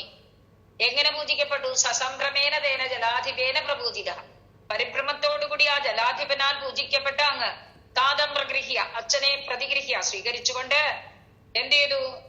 തക്ഷണം, അപ്പൊ തന്നെ ആത്മഗേഹം, തന്റെ വീട്ടിലേക്ക്, പമ്പാടിയിലേക്ക് ഉപാഗതഃ എത്തിച്ചേർന്നു. പിതാ, അച്ഛനാകട്ടെ, തത് ചരിതം, ആ സംഭവങ്ങൾ മുഴുവൻ സ്വന്തം ജനങ്ങളോട്, നിജേഭ്യ, സ്വന്തം ആൾക്കാരോട് അവദത്, പറഞ്ഞു. ത്വം സസംഭ്രമം തേന ജലാധിപേന പ്രപൂജിതഃ തക്ഷണം ആത്മഗേഹം ഉപാഗതഃ പിതാ തച്ചരിതം നിജേഭ്യഃ അവദത്. അപ്പൊ എന്തായി? ഇവരെല്ലാവരും ഈ ഗോപന്മാരുടെ അടുത്ത് തനിക്കുണ്ടായ സംഭവം, വരുണൻ പരിഭ്രമിച്ച് സ്വീകരിച്ചതും, ശ്രീകൃഷ്ണനെ ആഭരണവും മുത്തൊക്കെ കൊണ്ട് അങ്ങോട്ട് അലങ്കരിച്ചതും, പട്ടും പട്ടുടയോടും കൂടി തിരിച്ചു വന്നതായ കൃഷ്ണൻ, ഈ സംഭവം ഒക്കെ പറഞ്ഞു അച്ഛൻ. ഇത് കേട്ടതോടെ ഗോപന്മാരുടെ മനസ്സില് വിഷ്ണു തന്നെയാണ് എന്നൊരു തോന്നൽ വന്നു. അതുകൊണ്ട് പറഞ്ഞു, ഞങ്ങൾക്കും ആ ഭഗവത്പദം ഒന്ന് കണ്ടാ കൊള്ളാമെന്ന്. അല്ലെ, അച്ഛന് കാണിച്ചു കൊടുത്തില്ലേ, ഞങ്ങൾക്കും കാണിച്ചു തരുമോ എന്ന് ഭഗവാനോട് ചോദിക്കുക. അതാണ് കാര്യം. ഹരിം വിനിശ്ചിത്യ ഭവന്തമേതാൻ ഭവത്പദാലോകനബദ്ധതൃഷ്ണാൻ നിരീക്ഷ്യ വിഷ്ണോ പരമം പദം തത് ദുരാപമന്യീഹി ത്വമതീദൃശസ്താൻ. അവിടെ വിഷ്ണു എന്ന് സംബോധനയാണ്. സർവവ്യാപിയായ ഭഗവാനെ, ത്വം, അങ്ങ്, ഏതാൻ ഭവന്തം ഹരിം വിനിശ്ചിത്യ ഭവത്പദാലോകനബദ്ധതൃഷ്ണാൻ നിരീക്ഷ്യ, ഇവരൊക്കെ ഭവന്തം ഹരിം വിനിശ്ചിത്യ, അങ്ങ് ഹരി തന്നെയാണ് എന്ന് തിരിച്ചറിഞ്ഞിട്ട് ഭവത്പദാലോകനബദ്ധതൃഷ്ണ, അങ്ങയുടെ പദവിയായ ആ വൈകുണ്ഠ ലോകത്തെ കാണാൻ തൃഷ്ണയുള്ളവരായിട്ട് കൊതി പൂണ്ടവരാണ് എന്ന് നിരീക്ഷ്യ കണ്ടതായ അങ്ങ് ഭഗവാനോട് പറയാണ്, അങ്ങ് അവരെല്ലാവരും ഭഗവാന്റെ വൈകുണ്ഠപദത്തെ കാണണമെന്ന് മോഹിക്കുന്നവരാണ് എന്ന് തിരിച്ചറിഞ്ഞിട്ട് എന്ത് ചെയ്തു? അന്യീഹി ദുരാപം പരമം തത് പദം, അന്യന്മാർക്ക് ഒരിക്കലും പ്രവേശിക്കാൻ പറ്റാത്തതായ, ആർക്കും ലഭിക്കാൻ പ്രയാസമുള്ളതായ ആ വൈകുണ്ഠപദത്തെ താൻ അതീദൃശ അവർക്ക് കാണിച്ചു കൊടുത്തു എന്ന്. ഇതാണ് പറഞ്ഞു നിർത്തിയത്. വിഷ്ണു ത്വം ഏതാൻ ഭവന്തം ഹരിം വിനിശ്ചിത്യ ഭവത്പദാലോകന ബദ്ധ തൃഷ്ണാൻ നിരീക്ഷ്യ അന്യൈഹി ദുരാപം പരമം തത്പദം താൻ അതീദൃശ. ഇതാണ് അന്വയം. ഗോപന്മാര് ഭഗവാൻ ശ്രീഹരിയാണ് എന്ന് തിരിച്ചറിഞ്ഞ് അദ്ദേഹത്തിന്റെ വൈകുണ്ഠലോകത്തെ കാണണമെന്ന് വല്ലാതെ ആഗ്രഹിച്ചപ്പോൾ അത് മനസ്സിലാക്കിയതായ ഗുരുവായൂരപ്പ അങ്ങ് അവർക്ക് മറ്റുള്ളവർക്ക് പ്രയാസമേറിയതായ, ലഭിക്കാൻ പ്രയാസമേറിയ വൈകുണ്ഠപദത്തെ അവർക്ക് കാണിച്ചു കൊടുത്തു എന്ന് പറഞ്ഞാണ് ആ 8ാമത്തെ ശ്ലോകം അവസാനിപ്പിക്കുന്നത്. 9ാമത്തെ ശ്ലോകത്തിൽ പറയാണ്, സ്ഫുരത്പരാനന്ദരസ പ്രവാഹ പ്രപൂർണ കൈവല്യ മഹാപയോധൗ ചിരം നിമഗ്നാഃ ഖലു ഗോപസംഘാഃ ത്വയൈവ പൂമൻ പുനരുദ്ധൃതാസ്തേ. സ്ഫുരത് എന്ന് പറഞ്ഞ് തിരിച്ചു നിർത്താമെങ്കിലും സ്ഫുരത് പരാനന്ദരസ പ്രവാഹ പ്രപൂർണ കൈവല്യ മഹാപയോധൗ ചിരം നിമഗ്നാഃ ഖലു ഗോപസംഘാഃ ത്വയാ ഏവ ഭൂമൻ പുനഃ ഉദ്ധൃതാഃ തേ. ആ ഗോപസംഘങ്ങളൊക്കെ എന്ത് ചെയ്തു? ഗോപസംഘാഃ ഗോപജനങ്ങളെല്ലാം ഭഗവാൻ വൈകുണ്ഠ ലോകത്തെ പ്രദർശിപ്പിച്ചു കൊടുത്തുവല്ലോ. ഭഗവാൻ വൈകുണ്ഠ ലോകത്തെ കാണിച്ചു കൊടുത്തപ്പോൾ സ്ഫുരത് പ്രകാശിക്കുന്ന പരാനന്ദം, പരമാനന്ദമാകുന്ന രസപ്രവാഹം, ആ രസത്തിന്റെ പ്രവാഹം കൊണ്ട് പ്രപൂർണം നിറഞ്ഞു നിൽക്കുന്ന കൈവല്യം, കൈവല്യം എന്ന് പറഞ്ഞാൽ മോക്ഷം, ആ നിറഞ്ഞു നിൽക്കുന്ന കൈവല്യ മഹാപയോധവും മോക്ഷമാകുന്ന ആ വിശാല സമുദ്രത്തിൽ, മഹാപയോധവും എന്നാ പറഞ്ഞ മോക്ഷമാകുന്ന ആ കടലിൽ ചിരം നിമഗ്നാഹ ഖലു കുറച്ചു നേരമൊക്കെ ആ വൈകുണ്ഠപദത്തിൽ ചെന്ന് ആ വൈകുണ്ഠ ആനന്ദപൂർണമായിട്ടുള്ള ആ അമൃത സാഗരത്തിൽ കുറച്ചു നേരം അവർ മുങ്ങിക്കിടന്നു. മോക്ഷസാഗരത്തിൽ മുങ്ങി എന്നർത്ഥം. വൈകുണ്ഠപദത്തിൽ എത്തുക എന്ന് പറഞ്ഞാൽ മോക്ഷം പ്രാപിക്കുക എന്നർത്ഥം. കുറച്ചു നേരം അവർ മോക്ഷം അനുഭവിച്ചു. കുറച്ചു നേരം അവർക്ക് വൈകുണ്ഠ ലോകത്തെയും ആ പരമാനന്ദ അത്ഭുതത്തെയും ആ ബ്രഹ്മസാക്ഷാത്കാരത്തെയും കാണിച്ചു കൊടുത്തു അങ്ങ്. അങ്ങനെ ബ്രഹ്മസാക്ഷാത്കാരത്തിൽ ആ പരാനന്ദ സ്വരൂപത്തിൽ ആ ആഴിക്കടലിൽ കുറച്ചു നേരം, ആഴിക്കടൽ എന്ന് പറഞ്ഞാൽ കടലാകുന്ന മോക്ഷസാഗരത്തിൽ, മോക്ഷമാണ് സാഗരം, ആ മോക്ഷസാഗരത്തിൽ ആണ്ടുകിടന്നതായിരുന്നു ആര്? ഗോപസംഘാഹ. ഈ ഗോപന്മാര് മുഴുവൻ അവരുടെ ഒരു ഭാഗ്യം. എന്താ കാരണം? ഗോപന്മാർക്ക് ആ ഒരു പദവി കിട്ടാൻ എന്താ ഉണ്ടായത് കാരണം?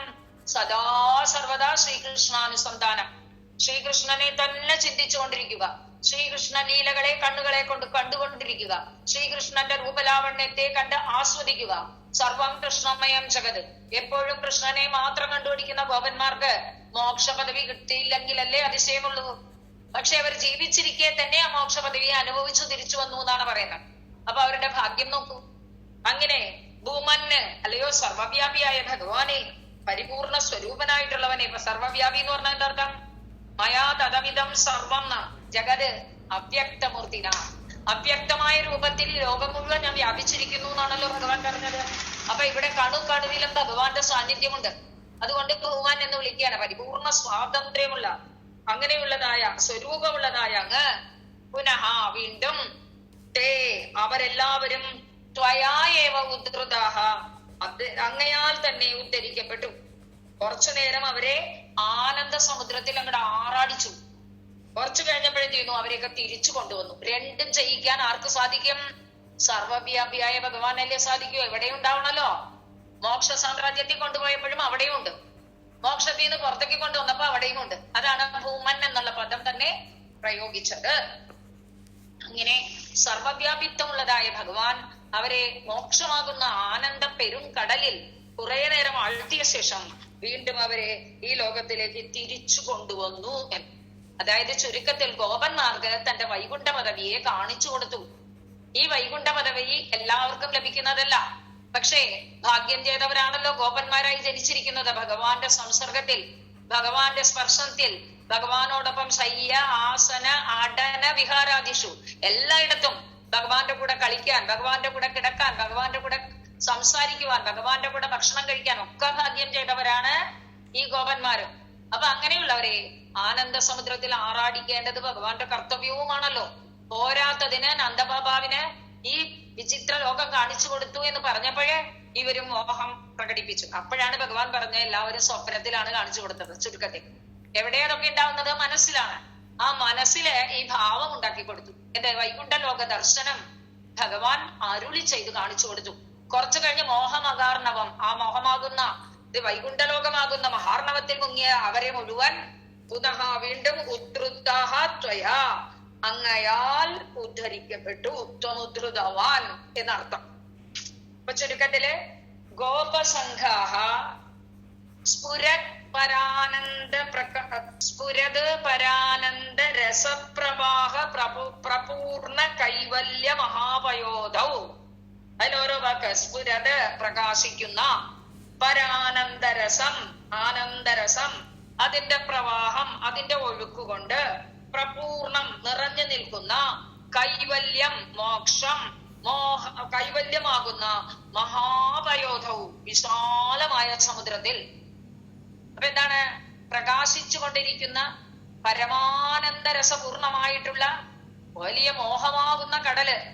ഏതേലും എങ്ങനെയുള്ള മോക്ഷമാകുന്ന കടല്, മോഹമല്ല മോക്ഷമാകുന്ന കടല്. അതായത് കൈവല്യ നിധിയാണ്. ആ മോക്ഷരൂപമായിട്ടുള്ള തന്റെ ആ പരമാനന്ദ നിർവൃത്തി എന്നുള്ളതായ ഒരു ഭാവത്തിലേക്ക് ഇവരെ ഉൾക്കൊള്ളിച്ചു. അപ്പൊ അവര് കടലിൽ നീന്തിയ പോലെ, മുങ്ങിയ പോലെയായി. മോക്ഷം വെറുതെ എത്തിച്ചു നോക്കല്ല, അതിലങ്ങോട്ട് അനുഭവിച്ച് ആഴ്ന്നിറങ്ങി. അങ്ങനെ ആഴ്ന്നിറങ്ങിയതായ അവരെല്ലാവരും കുറച്ചു നേരം അതിൽ നിമഗ്നാഹാകലു മുഴുകിയിരുന്നു അത്രേ. ഉടനെ തന്നെ പുനഹാതേ ത്വയാ, അങ്ങയാൽ തന്നെ ഉദ്ധൃതാഹ ഉദ്ധരിക്കപ്പെട്ടു, പുറത്തേക്ക് എഴുന്നള്ളിക്കപ്പെട്ടു. അവർക്ക് അങ്ങനെ പരമാനന്ദ പ്രകാശത്തെ കാണിച്ചു കൊടുത്ത് തിരിച്ച് അവരെ വീണ്ടും ഈ ലോകത്തിലേക്ക് കൊണ്ടുവന്നു. ഇതൊക്കെ എവിടെ ഉണ്ടാകുന്നതാണ്? അവരുടെ മനസ്സിലുണ്ടാകുന്ന കാര്യം. ആ മനസ്സിൽ അവർക്ക് ഭഗവാനെ സ്പർശിച്ച് ഭഗവാന്റെ കൂടെ ഇരുന്ന് മോക്ഷ സാമ്രാജ്യത്തെ അനുഭവിച്ച ഒരു പ്രതീതി ഉണ്ടാക്കി കൊടുത്ത ശേഷം അവരെ വീണ്ടും ഉണർന്ന രീതിയിൽ തിരിച്ചു കൊണ്ടുവന്നു. ഇതാണ് ഭഗവാൻ ചെയ്തത്. അതിന് എങ്ങനെയാ സാധിക്കുക ഭഗവാൻ വെച്ചാൽ, ഭഗവാൻ ഭൂമനായതുകൊണ്ട്, പരിപൂർണ സ്വരൂപനായതുകൊണ്ട്, എവിടെയും തിങ്ങി നിറഞ്ഞിരിക്കുന്നവനായതുകൊണ്ട്, എന്തും ചെയ്യാൻ പ്രാപ്തിയുള്ളവനായതുകൊണ്ട് ഭഗവാൻ ഇത് ചെയ്തു കൊടുക്കാനായിട്ട് സാധിച്ചു.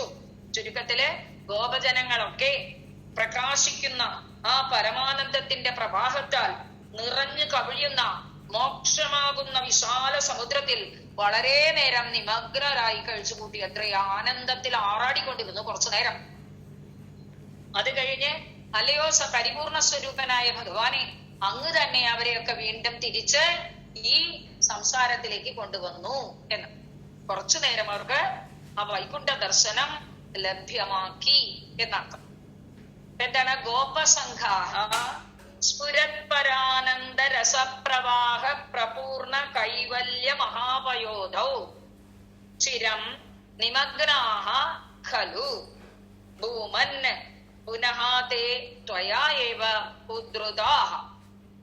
ഇനി അടുത്ത ശ്ലോകം വൃത്തം മാറി. എന്താണ് അടുത്തത്? മാലിനി എന്ന വൃത്തത്തിലേക്ക് തിരിച്ചു വന്നു. നനമയുതേയം മാലിനി ഭോഗിലോകൈഹി എന്നുള്ളതായ വൃത്തത്തിൽ 15 അക്ഷരമുള്ള കേട്ടോ. 8ഉം 7ഉം 8 അക്ഷരം കഴിയുമ്പോൾ ഒരു നിർത്തൽ വരണം. അങ്ങനെയുള്ള മാലിനി എന്നുള്ള വൃത്തം എന്താണ് ഉണ്ടായത് നോക്കൂ. കരപദരവദേവം ദേവപുത്രാവതാരേ പരപദമനവാപ്യം ദർശിതം ഭക്തിഭാജം തദിഹ പശുപരൂപീ ത്വം ഹി സാക്ഷാൽ പരാത്മാ പവനപുരനിവാസിൻ പാഹി മാം ആമയേഭ്യഃ കരവദരവത് ഏവം ദേവ പുത്ര അവതാരേ പരപദം അനവാപ്യം ദർശിതം ഭക്തിഭാജാം തദ് ഇഹ പശുപരൂപീ ത്വം ഹി സാക്ഷാത് പരാത്മാ പവനപുരനിവാസിൻ പാഹി മാം ആമയേഭ്യഃ. ഇതൊക്കെയാണ് പദങ്ങൾ. ഇവിടെ പറയണ ദേവ എന്ന് സംബോധന ചെയ്യാണ്. ദേവൻ എന്ന് പറഞ്ഞാൽ ദിവ്യതീതി ദേവഹ എന്നാണ്, പ്രകാശിച്ചുകൊണ്ടിരിക്കുന്നവൻ എന്നാണ്. എല്ലാവരുടെ ഹൃദയാന്തർഗുഹയിലും എപ്പോഴും എപ്പോഴും പ്രകാശിച്ചുകൊണ്ടിരിക്കുന്നവനാണ് ദേവൻ. ദേവ എന്ന് സംബോധന ചെയ്തത് പ്രകാശിച്ചത് എല്ലാവരുടെ ഉള്ളിലും ചൈതന്യ സ്വരൂപമായി പ്രകാശിച്ചു കൊണ്ടിരിക്കുന്നത് കൊണ്ടാണ് ദേവൻ എന്ന സംബോധന വന്നത്. ദേവ കുത്ര അവതാരേ, പുത്ര അവതാരേ. ഏതവതാരത്തിൽ? പുത്ര എന്ന് വെച്ചാൽ എവിടെ, അവതാരിച്ച അവതാരത്തിൽ. അവതാരത്തിൽ എന്ന് പറഞ്ഞുകൊണ്ട് എവിടെ അവതാരത്തിൽ പറയാൻ പറ്റില്ലല്ലോ. ഏതവതാരത്തിൽ? പുത്ര അവതാരേ. ഏത് അവതാരത്തിലാണ്? എന്താണ് ഉണ്ടായത്? അനവാപ്യം പരപദം ഏവം. അനവാപ്യം പരപദം കുറച്ചു മുമ്പ് പറഞ്ഞു. എന്താണ്? ദുരാപം അന്യൈഹി. അന്യൈഹി ദുരാപം, മറ്റുള്ളവർക്ക് ലഭിക്കാൻ പറ്റാത്തതായ പരമം പദമാണ് അവർക്ക് അതീദൃശ കാണിച്ചു കൊടുത്തത്. അപ്പൊ അങ്ങനെ പറയാണ്. ഇവിടെയും അത് തന്നെ പറയണു. അനവാപ്യം. അവാപ്യം എന്ന് പറഞ്ഞാൽ ലഭിക്കാൻ പറ്റുന്നത്, അനവാപ്യം ലഭിക്കാൻ പറ്റാത്തതായ പരമപദം, പ്രാപിക്കാൻ കഴിയാത്ത പരമപദത്തെ ഏവം ഇപ്രകാരം എങ്ങനെ കാണിച്ചു കൊടുത്തു എന്നാണ്? കരബദരവത്. ബദരം എന്ന് പറഞ്ഞാൽ ഇളന്തപ്പഴം നർത്തമാണ്. അതിലെ കരബദരവത്, കയ്യിലൊരു ഇലന്തപ്പഴം എടുത്താൽ, ഇലന്തക്കുരു ചെറുതാ അല്ലെ, ഏലന്തപ്പഴം കയ്യിലെടുത്താൽ തിരിച്ചു മറിച്ചു നോക്കാൻ ഒരു ബുദ്ധിമുട്ടുമില്ല. അതിന്റെ പാർട്സോ സർവവും കാണാൻ പറ്റും. ഉരുട്ടി നോക്കാം, നിർത്തി നോക്കാം, എങ്ങനെ വേണമെങ്കിൽ നോക്കാം. കരബദരവത്, കയ്യിലുള്ള ഇലന്തപ്പഴം എന്നതുപോലെ, ഇലന്തക്കുരു എന്നതുപോലെ, ഭക്തിഭാജാം, ഭക്തിയോടുകൂടി തന്നെ ഭജിച്ചവർക്ക് മുഴുവൻ, ഭക്തിവാക്കുകൾക്ക് മുഴുവനായിട്ടും ദർശിതം, കാണിക്കപ്പെട്ടു, അനുഭവിപ്പിക്കപ്പെട്ടു, അവർക്കൊക്കെ കാണിച്ചു കൊടുത്തു. ഏത് അവതാരത്തിലാണ് അങ്ങനെ സംഭവിച്ചിട്ടുള്ളത്? തന്റെ ഭക്തന്മാർക്ക് തന്റെ വൈകുണ്ഠപദം കാണിച്ചു കൊടുത്തിട്ടുള്ളത് ഏത് അവതാരത്തിലാണ്? ഈ ഒരു അവതാരത്തിൽ മാത്രമല്ലേ ഉള്ളൂ ഭഗവാനെ. അങ്ങല്ലേ ഇത് ചെയ്തു കൊടുത്തത് തന്റെ ഭക്തന്മാരായ ഗോപന്മാരെ മുഴുവൻ ആ മോക്ഷപദത്തെ കാണിച്ചു കൊടുത്തു. ആ മോക്ഷപദം എങ്ങനെ കണ്ടു അവര്? അതാണ് പറഞ്ഞത്. പരാനന്ദ പ്രവാഹ കൈവല്യ മഹാപയോധം എന്ന് പറഞ്ഞ്, പരാനന്ദം സ്മരിക്കുന്ന ആ കൈവല്യമാകുന്ന സമുദ്രത്തിൽ നിമഗ്നാഹ, മുങ്ങിയ പോയതവര്.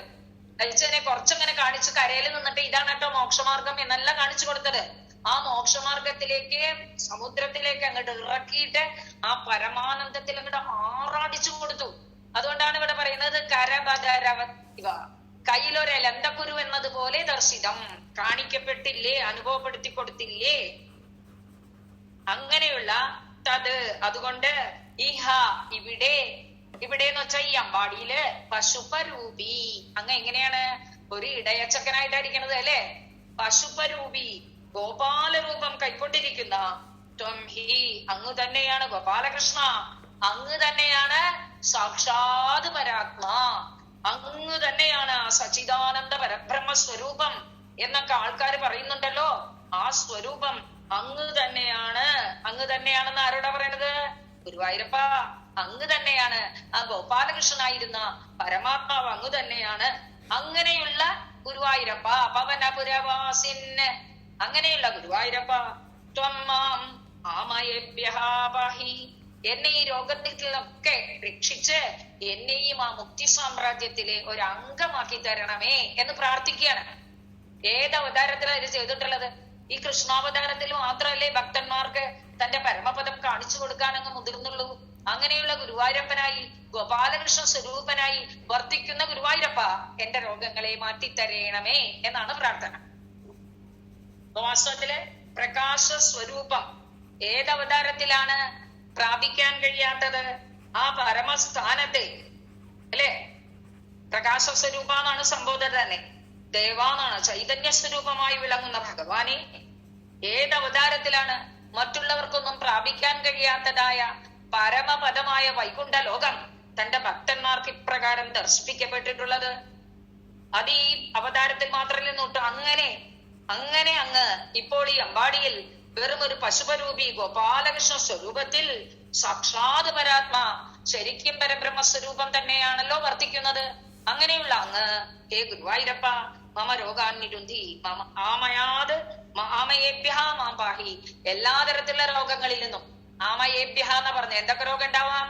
ആദി ഉണ്ടാവാം, വ്യാധി ഉണ്ടാവാം അല്ലെ. ആദി വ്യാധികളിൽ നിന്നൊക്കെ എന്നെ രക്ഷിക്കണമേ എന്ന് പ്രാർത്ഥിക്കുകയാണ്.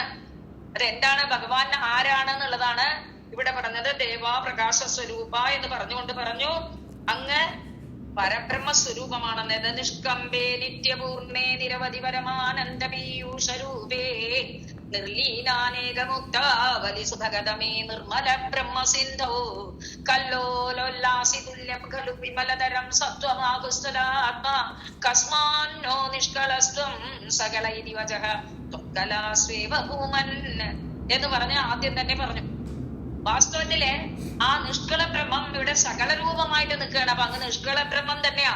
ഗോപാലകൃഷ്ണ രൂപത്തിൽ നിൽക്കുന്ന അങ്ങ് സാക്ഷാത് നിഷ്കള ബ്രഹ്മമായ പരമാത്മാവ് തന്നെയാണ്. അങ്ങനെയുള്ള പരമാത്മസ്വരൂപന് എന്റെ രോഗങ്ങളെ മാറ്റിത്തരേണമേ. ദേവ കുത്ര അവതാരേ അനവാപ്യം പരപദം ഏവം കരബദരവത് ഭക്തിഭാജാം ദർശിതം തത് ഇഹ പശുപരൂപീ ത്വം ഹി സാക്ഷാത് പരാത്മാ പവനപുരനിവാസിൻ ത്വം മാം ആമയേഭ്യഃ പാഹി. ദേവ പുത്ര അവതാരേ അനവാപ്യം പരപദം ഏവം കരബദരവത് ഭക്തിഭാജാം ദർശിതം തദ് ഇഹ പശുപരൂപീ ത്വം ഹി സാക്ഷാത് പരാത്മാ പവനപുരനിവാസിൻ ത്വം മാം ആമയേഭ്യഃ പാഹി.